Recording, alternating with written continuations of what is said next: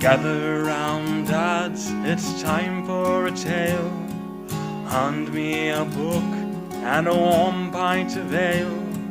Let's discuss writing and the literary gods with Dan Roberts on the Dad Lit Pod. Welcome to the Dadlit Pod, the literary podcast for those who know the walls are closing in on us. Tonight, this is your host. Anyway, this is your host, Dan Roberts. Usually I write these, but Josh and I decided to sit down, or Trent and I decided to sit down. Tonight, I'm joined by Joshua Trent Brown, who prefers to go by Trent. He's a writer from a small town in North Carolina that you've never heard of. His debut novel, The Walls Are Closing In on Us, has been published by Malarkey Books as of March 2026. Trent also has short fiction in a bunch of cool publications that you've maybe heard of. You can find him almost anywhere. This includes Grit Quarterly, Yep, known Dad Lit Press, indeed. and Literary Magazine, run by our good friend Russell, who is on our end of the year podcast. He was. That was fun. Yes, yes. And as we all know, grit is a dad lit genre. And our guy, Trent Brown, writes grit. So Russell was the one who told me to seek you out. Hmm. He said, Joshua Trent Brown, which is what's on the cover. Before this, Trent told me he prefers to be called Trent, but his name is Joshua Trent Brown in the It was book. a long story. It's a long story. Anyway, he said, your book is coming out. When it comes to Southern grit lit, this is the book of the year. That's what he told me. And from a Southern grit lit point of view, I don't think he disappointed. There were snake bites, lots of snake bites. There was grit. There was working class reality. There was a little of that Southern hierarchical culture of oppression and violence that we've become very used to in Southern Lit. And there was circus work, Hmm. which has become very standard in the literary world these days because everyone wants to go and join the circus. It's, It's true. That happened in it's real life. true. That's one of the few things that is totally true from Is the that what book. happened in real life? That He he was in joined the the circus? circus. He was in the circus. That's unbelievable. That's the real life part. There's That's there's terrific. maybe three real life things, and that is probably the only interesting one. Yes, I was going to say, joining the circus is not a thing that happens anymore because there are no circuses. And I introduced my daughter to The Greatest Showman, Uh-huh. which is people apparently hate it, but they're wrong.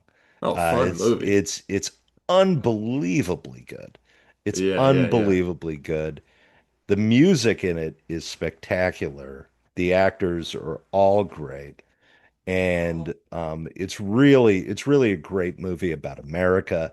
It's a great movie Hmm. about the 19th century. But Yeah. your circus, I believe, takes place in the mid 1930s, if I'm correct.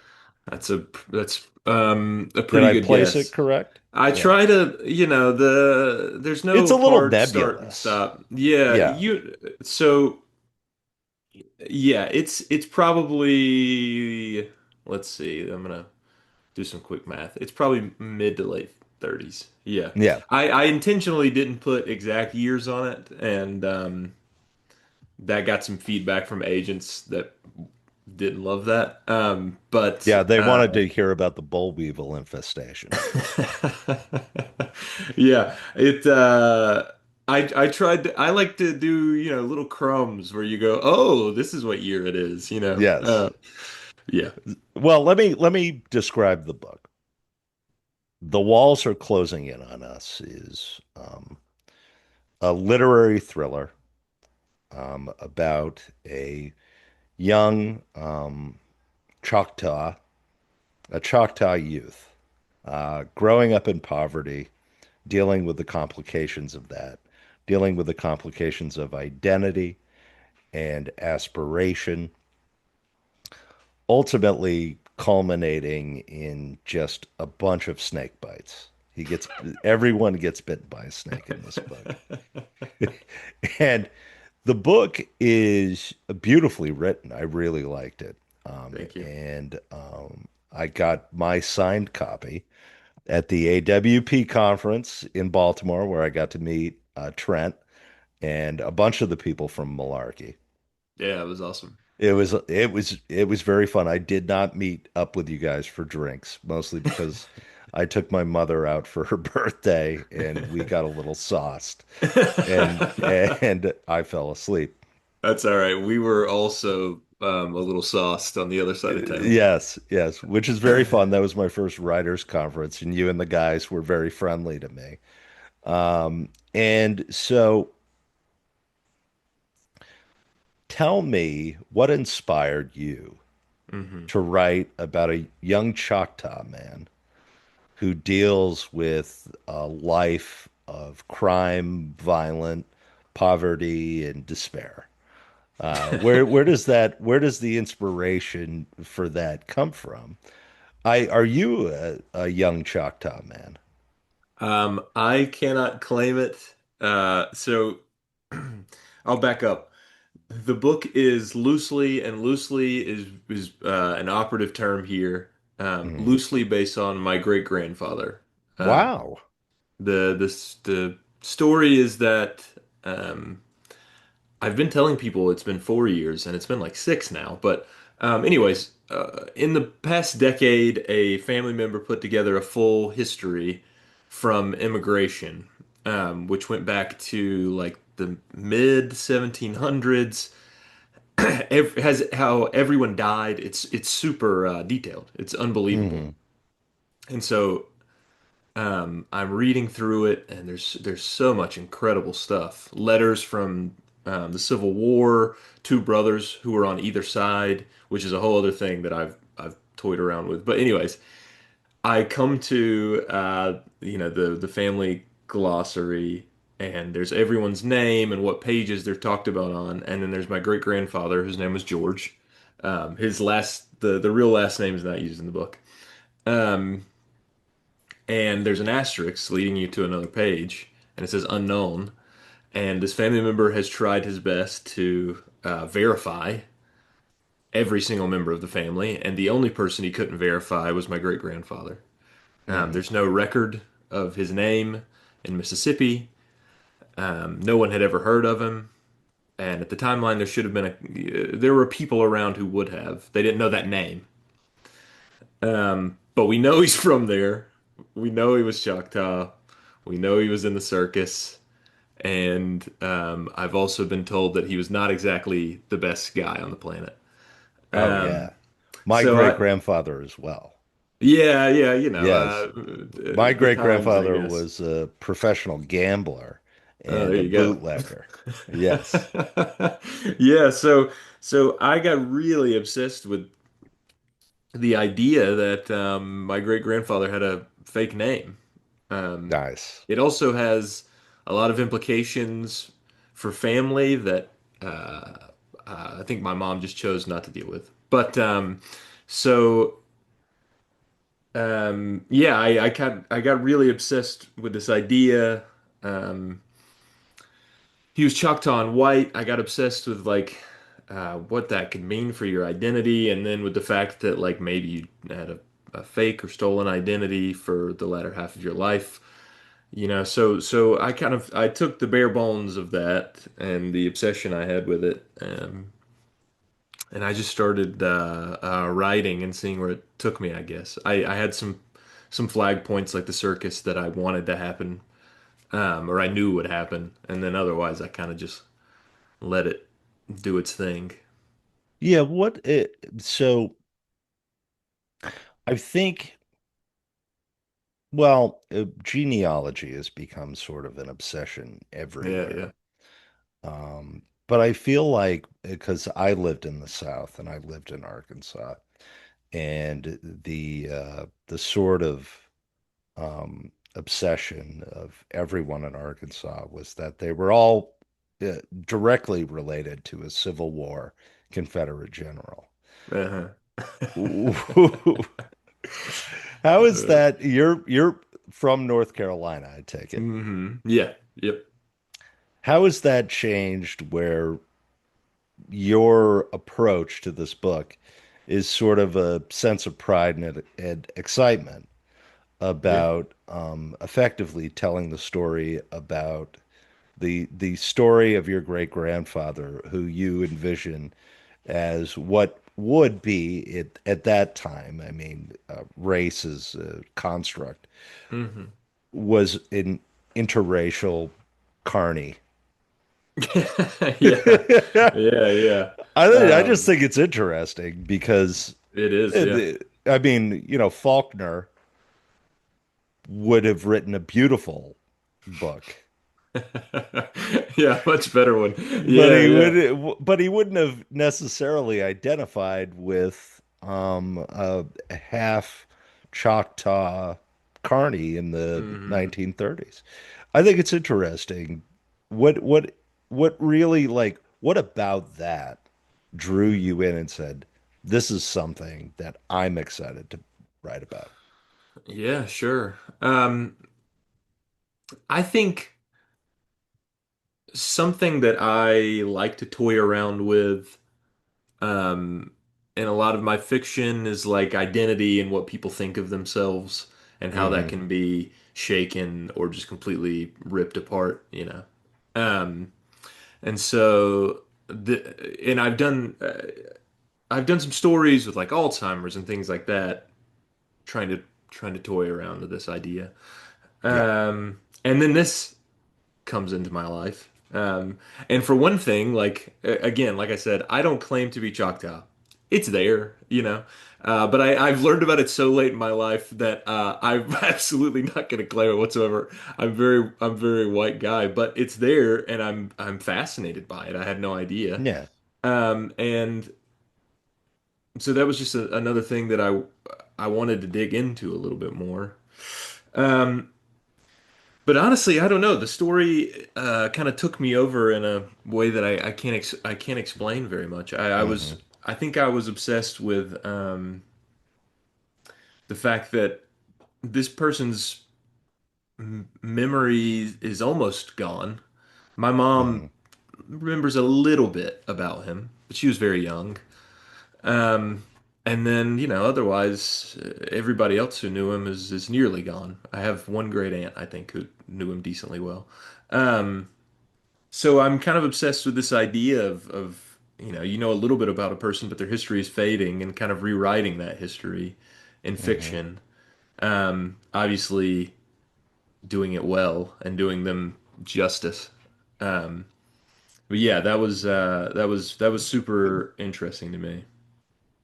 Yeah, that's sort of a an interesting impetus hmm to do something, right? I mean, uh, it's funny because I'm a historian, and to me, genealogy is a wonderful element of the historical sort of memory, hmm and learning. To me, it's a great way to learn about something, right? Like the idea that my great grandfather was a Jewish gambler and a bootlegger whose brother was a pharmacist. It's like, oh, well, yeah, because his brother was a pharmacist, he was exploiting his brother to do this. You know what I mean? Yeah. And I think that's very fascinating. Um, at the same time, the sort of the when I want to explore something, right? Uh-huh. I think of I end up not necessarily wanting to touch that. You know what I mean? Which Yeah, is why sure. it's interesting that you made that choice because it's a very like sensible thing to do is like and I've had other authors on the podcast who have done that as well, which is really interesting. And Yeah, and if you I have a thing I was gonna say. I do think a lot of people don't touch it because it's sensible, but it's also really sensitive. oh well, that's And, what I'm saying. Yeah, yeah, yeah, yeah, yeah. yeah, yeah. Well, that's what I'm suggesting is you sort of dove into it. Uh-huh. You were like, oh, well, I've got this relative uh who was in the circus Yeah. and and the way that you expressed it and the way that you tackled it was also interesting Thank because you. it's and I'm not going to ruin the book by saying this person faced some challenges and made some complicated decisions with their life. And uh, I don't think I realized when I read it what I thought you were tackling was sort of a regional thing. It's actually even more interesting that it's tied to sort of a hereditary element, Yeah. particularly Yeah. with the perspective of uh, the American South, where family honor, as you know, has become ubiquitous in Southern culture. Yeah. Yeah, definitely. Um, Well, this is the next question. uh-huh. Is the Brown family delighted by the publication of this book? It's actually my mom's side of the family, but yeah, they are. My great aunt has read at least some of it, and Yeah. she liked it. You know, they're proud. Both of my parents have read it and love it. Um, Hmm. I think I tried to make it very clear that this was not a history book. Well, yeah, yeah, yeah, yeah. But even then, and I tried to do certain things right, especially with the Choctaw stuff. They have an incredible online resource like dictionaries and Hmm. how to structure their sentences, like these full grammatical guides. So that was fantastic. But in reality, I made 99.9% of this up. Um, so it's like, hey guys, really like let's not focus on the fact with my family. Let's not focus on what could have been real in this. Yeah. It totally didn't happen, which I think is a fun joke. I think I saw it again on X or something the other day of like every time I give my mom a short story I wrote, she's like, "Is this you?" You know. Uh, so I threatened my mother. My mother, because she never wants to put her readers on, has never read any of my fiction. I say, you're all over there. And it's not good. It's very bad. Oh man. People will know it's you. Yeah, it's your full name. Um, yeah, yeah, I don't know. I think my family's happy with it. My Yeah. mom is personally selling the books to her coworkers and friends. Every time she comes up here, I send her back with books and she sells them and sends me the money. Oh my Uh, goodness. yeah, yeah, I need they're to get very my mom to sell my books. it's I mean it's a lucrative venture. Yeah. Yeah, no, it's been that part has been cool. Yeah, I've done some like book events where I've tabled like AWP and Yep. some in the Raleigh, North Carolina area since. And people will ask me what the book is about. And I It's a mean, dear, well, yeah. obviously it's about a guy who gets bitten by a snake. Yeah. On page one. Yeah, on page one, he gets bitten by a snake. Yeah, and people say, "Is this nonfiction?" And I'm like, "Oh God, no, no, not at all. No, do not enter this thinking it's nonfiction." Yeah, so it's been an interesting ride, and I was a journalist, and I love writing creative nonfiction. Um, but I knew I couldn't do that with this. It was just a totally different beast than what I wanted to do, I guess. I wanted to take it and play Well, with it. that's interesting. I think I don't think we talked about it um, on the pod, but we talked about it before the pod that you were a journalist. I think that ultimately a person who was a journalist is always a journalist. Um, what where'd you do your journalism work? Yeah, it was a short tenure. I say was a journalist for a reason, but I was at the News and Observer here in Raleigh. So Oh, okay. fantastic paper. I just happened to be there at the exact same time that they went bankrupt and got bought. So Just- uh, I was on a fellowship, and they wanted to keep me on, and basically were like, "Hey, we cannot make any money moves until this is over. So you got to go find another gig." But I did some freelance work after that. I do PR now. It's all interlocked and interconnected. But yeah, so you're what we at the Dad Lit pod refer to as a working class writer. yeah, Yes, yeah, yeah, yeah. you're not a professor. No, I'm not a professional. You I don't are know that my family would view me as working class, but oh they refer to you as one of the stodgy white yeah, collar yeah. I'm the uh only one who went to college, so oh well there you go. Well, yeah, yeah. obviously you're the dregs. You- I'm the city boy, yeah. they're city boy went to college. Yeah, no, I wrote this book entirely from the hours of 10 p.m. to 1 a.m. Hmm. Over give or take 2 years. What were you doing until 10 p.m.? Hanging out with my wife. She goes to bed at 10, and then I go in this office and start writing. That's that's bold. That's a young man's game.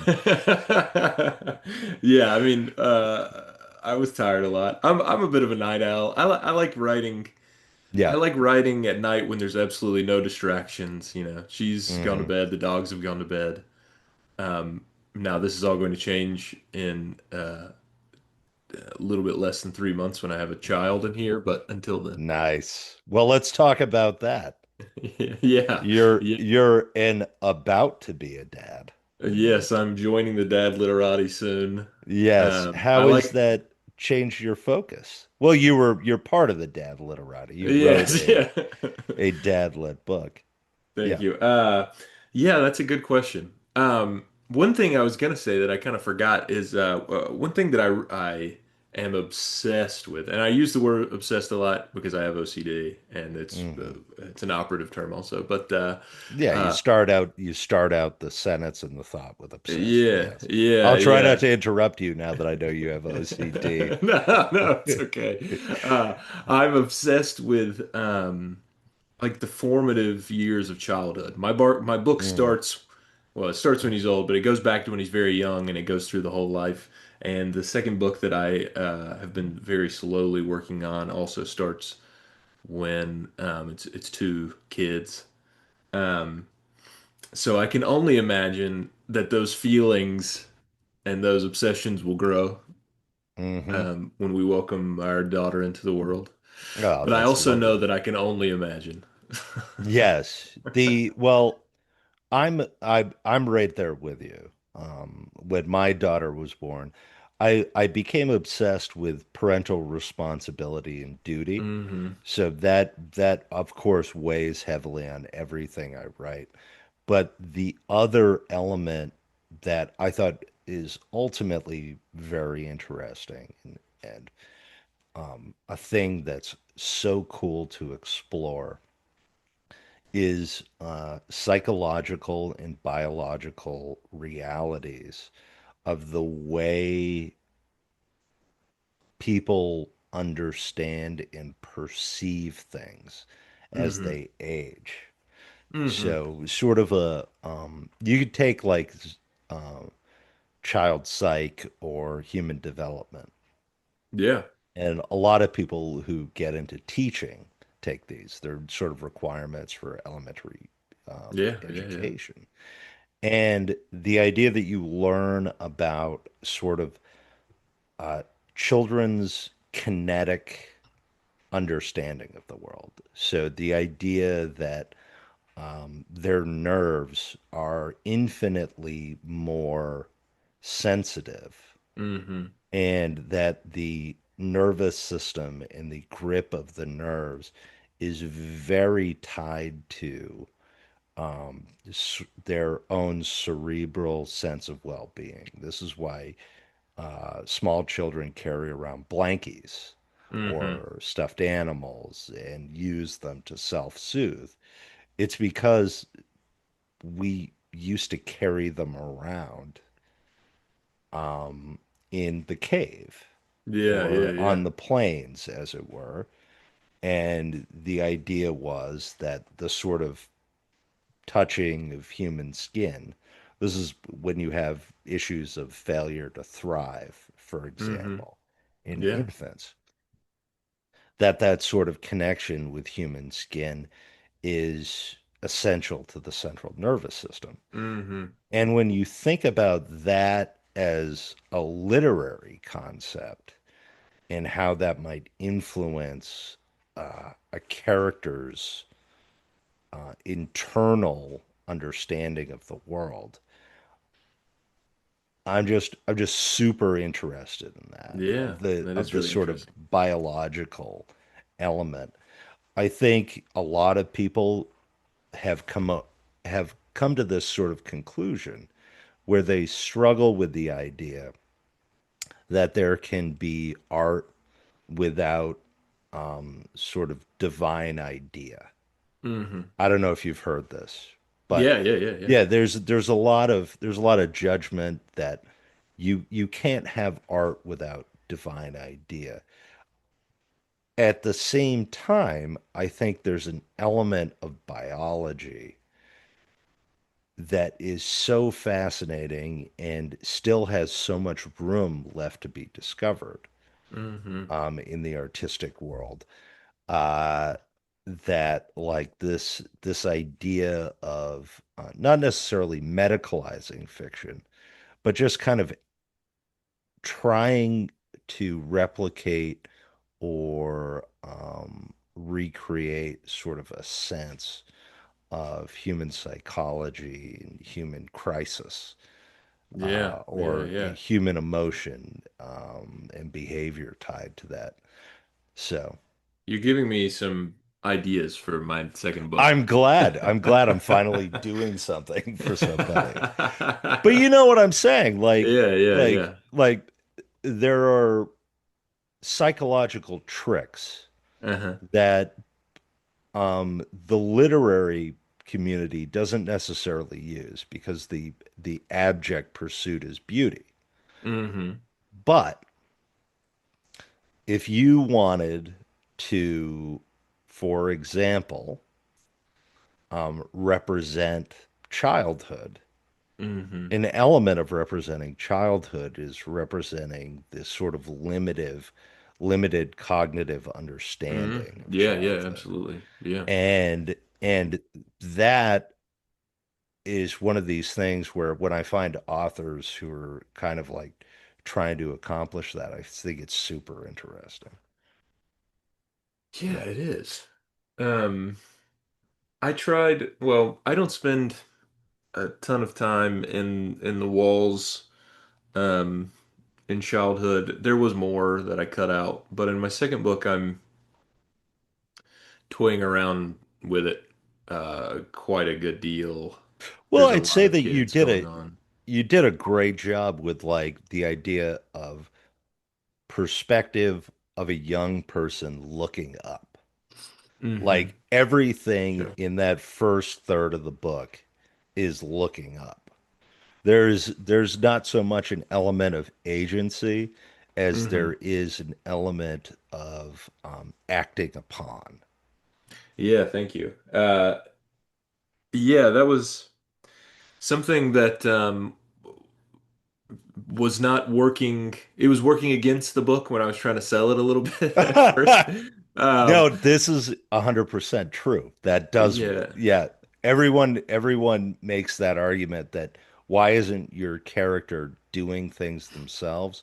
When in reality, sometimes it's more interesting as in your case, and I Hmm. think as in a lot of horror books, to see a character themselves Hmm. going through, Yeah. or Yeah, either, the greater yeah, world around them is also a character yeah. that's leading them in directions. Yeah, that was something I tried to do a lot. I mean, basically throughout the whole book, although his agency changes over time and develops in different ways, but and Well, the he makes some certain drastic choices. well, that's actually a super good question because I get this with my writing as well. This idea that, well, why aren't you giving your character more agency? And I say because I like to poke them with a stick. Yeah, yeah. Yeah, give me an example of like you say that you got that observation. What does that look like when you're trying to sell? What is an interesting and Hmm. ultimately gritty and very lifelike work of Southern gritlit? Hmm. Yeah, I think there's an interest in the greater fiction world, especially the books that sell for main characters to be more hero-like. Um, Hmm. and I certainly love a lot of books that do that. I mean, the All the Pretty Horses, that whole trilogy, the boys in those books have a lot of agency. Despite the fact that things happen to them, Yeah, they also happen to like have these abilities, like being incredibly good at chess that make no sense. But it's it's a part of the thing. And I love books like that, but I also maybe more so adore books that things are just happening to people and they're yeah. having to deal with um, what's going on to them, what's being laid on their shoulders, and then they act upon, okay, well now this is laid on my shoulders. What am I supposed to do with that? Yeah, I Um, mean that's I think a huge element of gritlit. yeah, yeah, yeah, absolutely. I mean, so much of my favorite books, especially in the North Carolina, Tennessee, Virginia, West Virginia range of Southern Gritlit, do that quite a lot. Yeah, I mean And it's about weight, right? yeah, and I think Fundamentally. there's something too about the mysticism and folklore of the the Appalachians too, where the greater world has a lot going on in it that maybe you don't see, Mhm. but it's affecting you, which is something that I definitely have in the book. Um, Yeah, I don't know. I did not want George, the main character of this book, I did not want him to be in control. I thought it was very important that he was not in control. Yeah. Otherwise, and I in a early draft, he was much more in control, and he came across as totally evil and horrible. Because the things that he does, Yes. and Well, I he's was a like, he's this a is. yeah, he's a criminal. Yeah, yeah, Yeah, yeah. yeah. So I was like, you have to be able to resonate with the main character at some point, especially if if the whole thing is about him. Yeah. You have to maybe not like him, but you have to care for him or care about him in some way. Mhm. And there was no way that was going to happen if he was the way he was. So I had to say, forget all of that, let's make all those things happen, but he's not in control of them whatsoever. Yeah. Um, and I mean, my brain goes to like Blood Meridian, for example, is I think a fantastic example of the boy is not really in control the entire time. The judge is in control, but the Mm, boy makes a lot of actions that are despicable until the end. He is a despicable person because yeah. of it. And so, not that I'm calling my book Blood Meridian whatsoever, but it was something that I really wanted to happen because of the undertones of racism and identity and everything. Yeah, I'm actually just started for the first time All the Pretty Horses. Oh, it's Um, lovely. and it's an interesting um book, and I'll say, and it's fascinating that you say that they have agency, because the entire first probably 10% of the book is almost about a narrowing of their agency, right? Yeah, you're right. I'm not going to It's spoil anything for you. Yeah, no, I won't. But I haven't gotten as far as, I'm Yeah. working through it, but I can already tell that the um that his initial sort of approach is things get tougher, Hmm. life changes, the world changes, your opportunities become narrower. Hmm. Um, and at that point, you have some agency, but Yeah. only the fact that you get to apply a bunch of active verbs. You can Uh, die or you cannot die. yeah, Yeah. you could die, you cannot die. I Yeah. think I think that that your book, and I think a lot of other books, particularly in the contemporary Southern lit, they sort of present this vision of the road is very narrow. This is what it takes to endure it. Hmm. Yeah. And then you persist to the other end.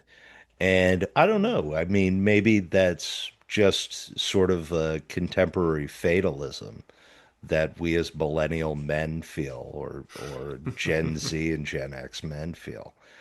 Uh, it's Yeah, interesting, though. that's a you know, that's an interesting point. I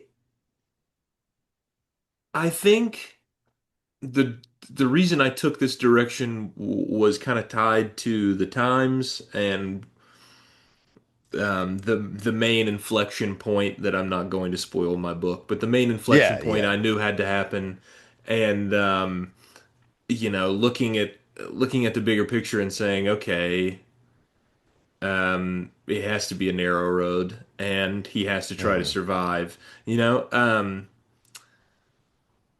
I think I would like for this next book that I'm working on to come across a little bit more opportunities are a little bit more open, and this person is making more active choices, I guess.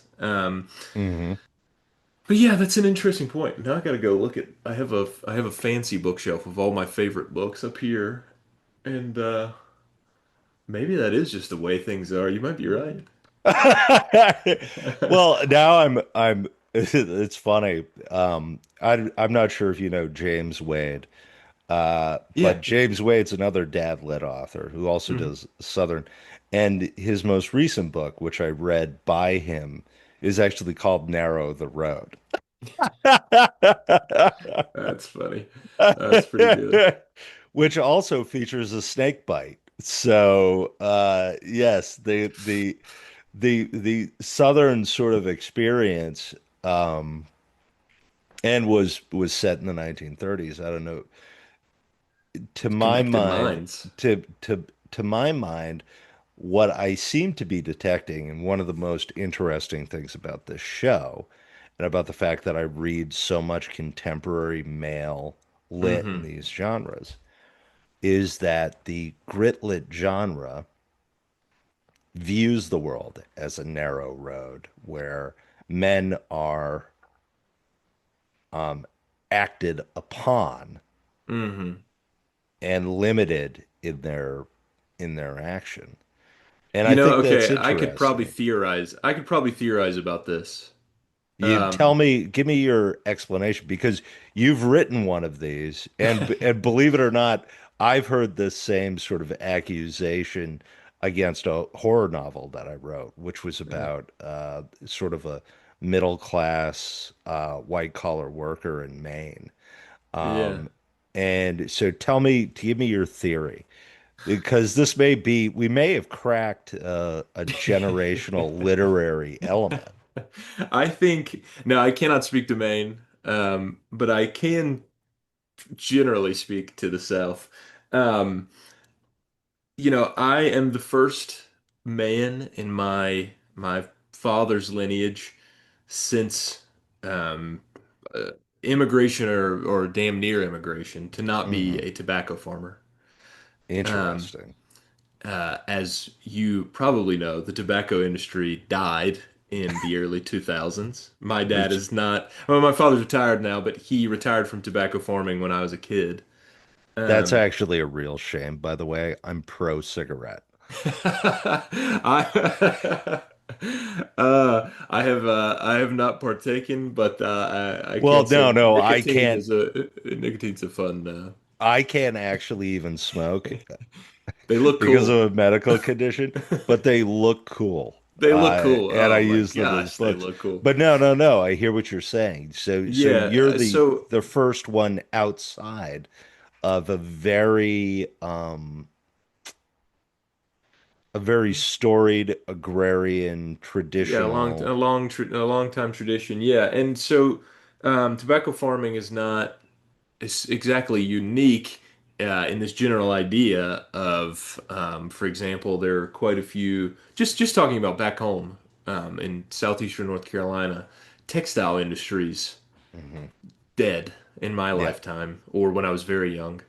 Um, furniture building. Furniture building, North Carolina has, some of the Hickory, North Carolina, the furniture capital of the world, Yeah. is slow decline. There's a lot of these things in the South um, that have died in modernization in the past, I would say 30 years, some slower than others. And I think there is, and then if I mean, God, if you go back to Faulkner, the death of slavery and everything that happened there, they also felt this way for worse reasons than my family feel this way. But Hmm. there's this feeling of like the world that I was born into is much different than the world my parents were born into. The opportunities in my home area are much narrower, which is Hmm. why I live in Raleigh. Um, and so I do think there's a psychology that happens there when you are in this environment and everything around you is dying or shrinking, that can make you feel like the road has narrowed in your area. Um, Hmm. and I mean, it certainly like plays a part in the way that I write. I only write about the South because I only know about the South, really. And my second book is the 1980s Southeastern North Carolina, kind of when tobacco was killing it. But it's also something that I really want to be a part of it. I think they're inseparable. I think people who live in these areas, I mean, Appalachia, West Virginia, coal mining, also people who live in these areas, you can't separate those two things. It's a part of their identity. Hmm. So it would not shock me. This is my first time philosophizing on a podcast. It would not shock me if this plays a large part in that. Yeah, I mean, it's like I said, one of the great things, and one of the most fortunate things about interviewing so many contemporary authors is that there's a lot of thought that goes into constructing the book and the narrative. Hmm. And like you said, had you wanted to write all the pretty horses, you would have written all the pretty horses. Um, and like I just suggested with James Wade with Narrow the Road, Hmm. um, to that extent, there is almost certainly and seems to be a feeling amongst contemporary Southern men that the world dictates more than they dictate. That it's a reaction to the world versus an element of them having the sort of world at their fingertips, Yeah, I think which is I mean, philosophically different from the concept of the American dream, right? yeah, I think I can't I can't say that I feel that way, but I know and life has Mm, been kind to me, I guess. Um, but I certainly know a lot of people back home and around here, anywhere in the South, you'll yeah. find them who feel that way very deeply. And there's something to be said, about you are raised on all of these stories, and then the world that you're presented with is not that world Hmm. for good and bad. Yeah. Um, and I do think it's really interesting. I've kind of messed around with that in some of my short stories. Whether or not they're actually decent stories, I have no idea. But I have messed around with that a lot. I think if you walk into any tire shop in the American South, you can have someone tell you those exact words that they feel that Hmm. way. That would be my guess. Yeah. I mean, that's the next book, right? That's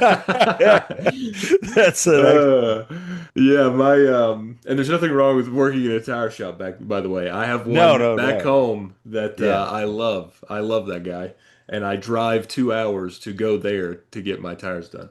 Um, yeah, I think no. My second book is about a boy who thinks he's a prophet because he is sent back to Earth after dying, or he thinks he is. Not Oh, even okay. close to that.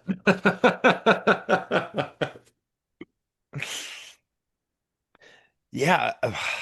Well, now I'm all excited because our conversation, I've isolated a thing that I've been thinking about. No, it's fantastic. Yes, Yeah, which yeah, which yeah. is which is a great thing about your book is that it's inspired me to think about this idea. Yeah, I Um, appreciate that. and I mean, that's what it's all about fundamentally. I Um, have had people. I've been very lucky the past couple weeks to get some really cool reviews on Instagram from I loathe this word, but Bookstagram reviewers. They're all wonderful people. It's the word. Um, but I've gotten some fantastic reviews that are all like, I don't know, the thoughtfulness. I'm shocked by the thoughtfulness, mhm. including you and your questions and what you said about the book. I'm very shocked that someone would read the book in the first place, and also that they would. I mean, really, I didn't. I had no idea if anyone was going to read this when I finished it, but also that they would have real ideas about the book. That they took time. The book maybe made them think, sure, but they've taken the time to like really parse out some ideas from what the book made them think. And I am Mhm. totally shocked. I'm going to use the word shocked about that. Yeah, this is the other sort of thing, and I think it's the fun part, or what I call the pro-social element of why you shouldn't let AI write books. Oh yeah. And that is that when an author sits down to do something, they're having a conversation. Hmm. And oftentimes the author doesn't necessarily know what the conversation's about, right? They Yeah. don't know. They don't know in the method that they're writing it, or what part of what they're doing will particularly ring true for the audience. Yeah. No clue. And this is why AI is stupid and why people should read books and Couldn't agree more. read books from authors because it's a conversation. Um, Yeah, yeah, So definitely. yeah. I could not agree more. I am known in my office and just in my personal life for being incredibly anti-AI. Maybe to my own demise in the near future, but My wife yeah. uses it. It annoys me to no end. But she Yeah, uses it for data. I'm kind of yeah. okay with that. Productivity, sure. Yeah, you look, my wife also uses it. I have used it for advanced searches when Google wasn't making me really happy, and I didn't feel Yep. good about it, but I did it. It happened. I could not fathom getting I couldn't fathom getting someone else to help me write a book. Definitely not the collective consciousness of the internet to help me write a book. Um, It's not even consciousness. yeah, yeah, yeah, yeah. It's a replication of horrible impulses. Yeah. It's a replication of people who abandon social nicety in favor of sort of extreme mimetic reward. Yeah, yeah. It's anyway. Yeah, no, but Two of my future thrillers go into why this contemporary vision of AI is almost definitely going to be used for evil. oh yeah, what makes you It's think that? Oh my gosh. You oh, know, it's I actually wrote a novella and sold it. If you're, I don't think you do video, so I'm putting air quotes up. yeah, Sold it to a small press that immediately shuttered in horrible fashion. Um, but the whole thing was like people were promised a commune for writers where yeah. stories were capital and there's no money and everything. And then you find out at the end that like the rich guy who started this whole thing has been recording them and he's like using all of their stories to develop a writing AI and it's really dumb. So I feel very strongly about this as well. Yeah. Well, it's so like this sort of I mean, now I've been told that I have to write thrillers by my agent. But I have like sci-fi ideas that explore this sort of idea of how useless a collective consciousness would be. Uh-huh. This sort of particularly if you just want to accomplish things. Yeah, Like yeah. having a bunch of people who want to be rewarded for their most extreme or edgiest or angriest impulses.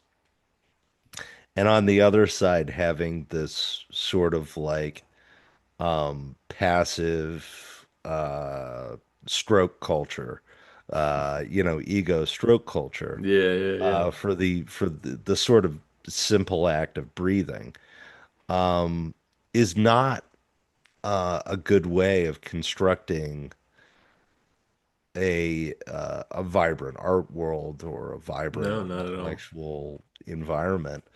And to that extent, we'll slay that dragon. Yeah, We're I all think going to be doing it for the he's next until it takes over and it starts writing it starts writing our position about it. yeah, I am I'm certain there's an AI out there right now who can write a prettier sentence than me. Um, I am also certain that it couldn't be me because Yeah. I know that half the time I don't know when I was writing this book. Um, I should say the name when I talk about it. The walls are closing in on us. When I was Yes. writing it, I was not fully, I don't want to say conscious, but I was not always in control, which just brings us back. I was not always in control of what was going on. I was letting myself just see what happened. A lot of times ideas were just coming to me on the fly and Yeah. I was evaluating them for what I thought about them. And it didn't always feel like I was in the driver's seat of the book, which maybe is Well, Why I wrote the that's book that way. that's a, Josh Trent Brown is not a real person. He's an AI. He is not in the driver's I'm seat. an evaluation AI. He's an evaluation AI. Yeah, I don't know. I think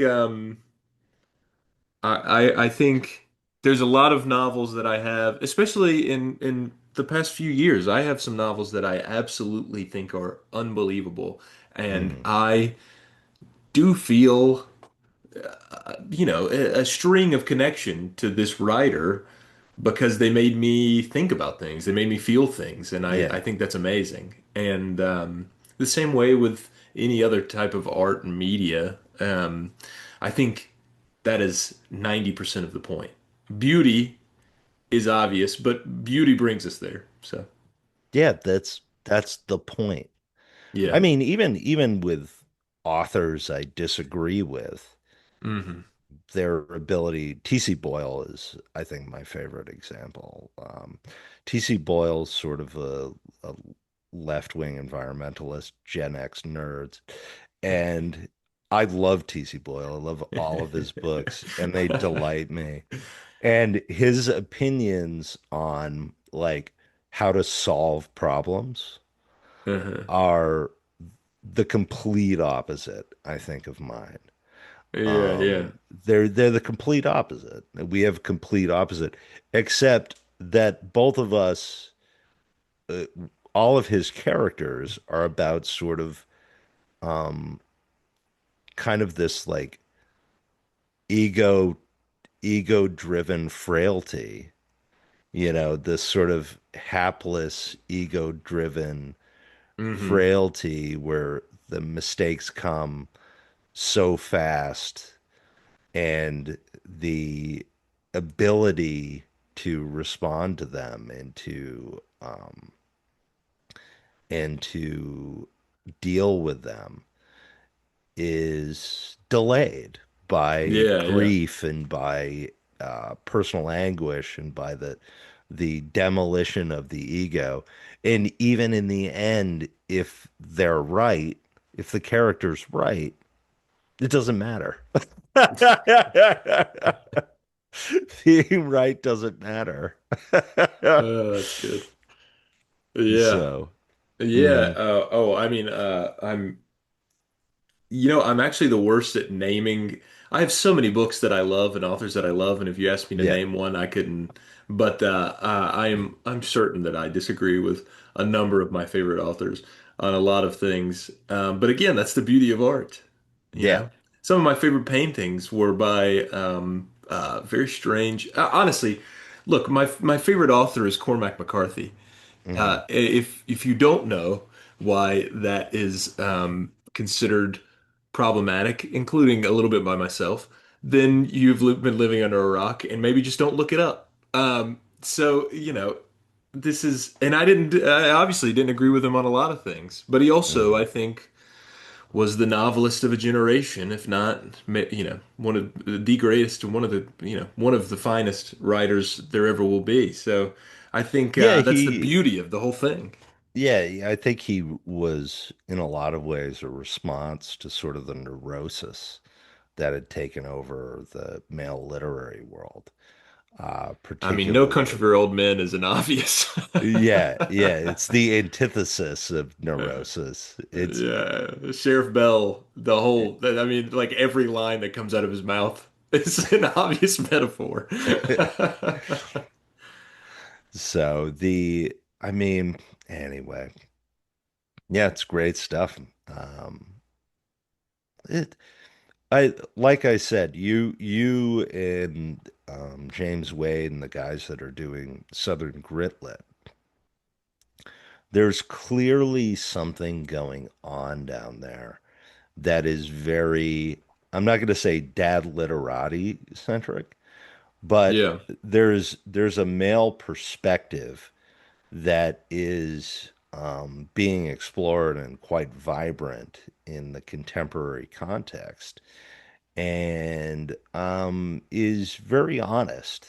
Uh, yeah, and to that extent, I say everyone should go out and get the book. Thank The you. walls are closing in on us from Malarkey Trent, Malarkey Press, uh, Trent, I haven't sold by, enough books. He put my name in the title yeah, of the yeah, press. the press. But I'll go by Malarkey Trent. That's fine. Yes, by Joshua Trent Brown, who I think you've really sort of nailed one of the most satisfying things, which is that the conversation is what is the best part about being a contemporary author. And I don't think anyone before the internet had that sort of satisfaction that you could have that active conversation. And I encourage people to go out and get a copy of the book and engage in the grit lit, the emerging grit lit world. Yeah, Uh, thank you. Yeah, and yeah. please, if you read it, tell me what you think. Honestly, Mhm. I've I've been amazed, shocked, sometimes perplexed. I didn't mean for people to take this idea from it, but that's beautiful. Thank you. That's lovely that you took an idea from it that I didn't mean to. That's amazing. So I go for it, whatever. Yes, yeah. Welcome to being overanalyzed. Yeah. You Oh you thought you had to pay a psychiatrist for it. All you needed to do was write a book. man. Oh man. Well, Josh Trent Brown, aka Trent Brown, is going on vacation, and I'm also going on vacation. So we're going to close this episode. Go out and get a copy of The Walls Are Closing In on Us. Join the Gritlit conversation. Trent Brown, it's been great to have you. It's great to shake your hand at the AWP, Same. and it's been fun to analyze your book with you and just Yeah. have a good time. Yeah, thank you, man. It's really cool. This has been an episode of the Dad Lit Pod. Stay frosty. Our time together has come to an end. It's time to return to your wife, kids, and friends. It's time to pick up those books you forgot while you wait for the next Dad Lit Pod.